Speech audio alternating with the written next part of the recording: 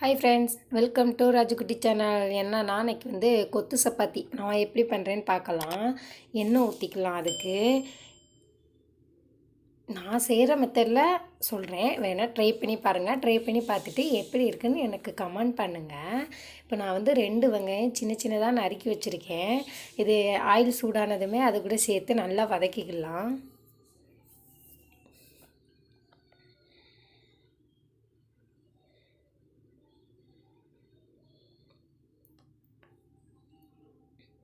இப்போ பார்த்திங்கன்னா வதங்கிருச்சு. இது கூட ஒரு குட்டி தக்காளி எடுத்து வச்சுருக்கேன். அதை சின்ன சின்னதாக கட் பண்ணி வச்சுருக்கேன்.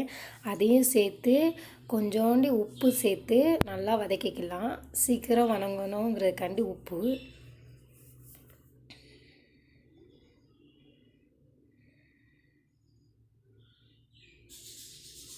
இப்போ பார்த்திங்கன்னா வதங்கிருச்சு. இது கூட இஞ்சி பூண்டு பேஸ்ட் எடுத்துருக்கேன். ஒரு 2 ஸ்பூன் சின்ன ஸ்பூனுக்கு சேர்த்துக்கிறேன். இப்போ இஞ்சி பூண்டு பேஸ்ட்டு ஸ்மெல் போகிற வரைக்கும் நல்லா வதக்கிக்கலாம். இப்போ போயிடுச்சு. நான் 3 முட்டை எடுத்திருக்கேன். நீங்கள் எத்தனை சப்பாத்தி போடுறீங்களோ அதுக்கு ஏற்றால போடுங்க. நான் 6 சப்பாத்திக்கு 3 முட்டை எடுத்திருக்கேன். இதை உடச்சி இது கூட சேர்த்துக்கலாம்.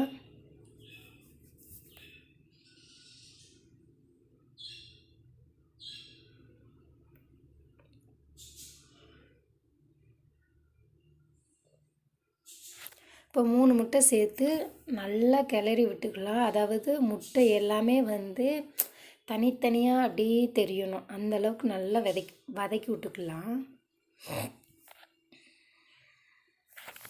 இப்போ முட்டைக்கு தேவையான அளவு உப்பு சேர்த்துக்கலாம். சேர்த்து நல்லா வதக்கி விட்டுக்கலாம். சப்பாத்திக்கு ஆல்ரெடி நம்ம மாவு உப்பு போட்டு தான் பிசைஞ்சிருப்போம். அதனால் முட்டைக்கு மட்டும் சேர்த்துக்கலாம். இப்போ பார்த்திங்கன்னா இந்த ஸ்டேஜுக்கு வதங்கியிருக்கு. இன்னும் நல்லா தனித்தனியாக வதங்கணும். பார்த்திங்கன்னா நல்லா ஓரளவுக்கு வதங்கிருச்சு. இப்போ இது கூட என்னென்னா, நான் வந்து சப்பாத்தி குருமா தான் ரெடி பண்ணி வச்சுருக்கேன். நீங்கள் சால்னா கூட ரெடி பண்ணி ஊற்றிக்கலாம். நான் குருமா தான் சேர்க்க போகிறேன். ஆல்ரெடி இது வந்து நான் வீடியோ போட்டிருக்கேன். வேணால் லிங்க் டிஸ்கிரிப்ஷனில் கொடுக்குறேன், பார்த்துக்கோங்க. இப்போ முட்டை கூட கொஞ்சம் சேர்த்து நல்லா வதக்கி விட்டுக்கலாம்.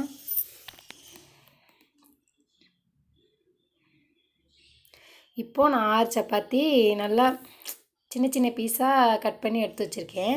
இப்போ இதையும் இது கூட சேர்த்து நல்லா முட்டை எல்லாமே இதில் சேர்கிற மாதிரி பரட்டி எடுத்துக்கலாம்.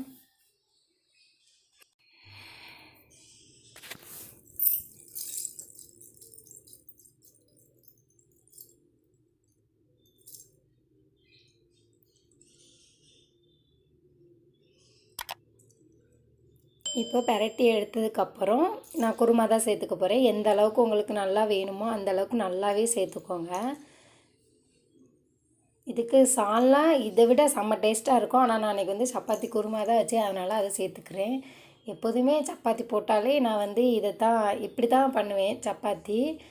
நீங்களும் வீட்டில் ட்ரை பண்ணி பாருங்கள். எப்படி இருக்குன்னு மறக்காமல் கமெண்ட் பண்ணுங்கள்.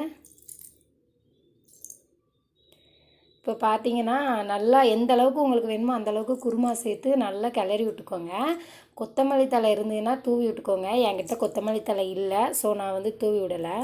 தூவி விட்டுட்டு நல்லா கொத்திக்கோங்க. லைட்டாக நல்லாவே கொத்திக்கோங்க. உங்களால் எந்த அளவுக்கு முடியுமோ அந்தளவுக்கு. அவ்வளோதான், கொத்தி விட்டிங்கன்னா கொத்து சப்பாத்தி ரெடி. மறக்காமல் நம்மளுடைய சேனலுக்கு சப்ஸ்கிரைப் பண்ணிடுங்க. பக்கத்தில் உள்ள பெல் ஐக்கானையும் கிளிக் பண்ணிடுங்க. அப்போ தான் நான் போடுற வீடியோலாம் உங்களுக்கு வந்து சேரும். Thank you my dear friends, support all.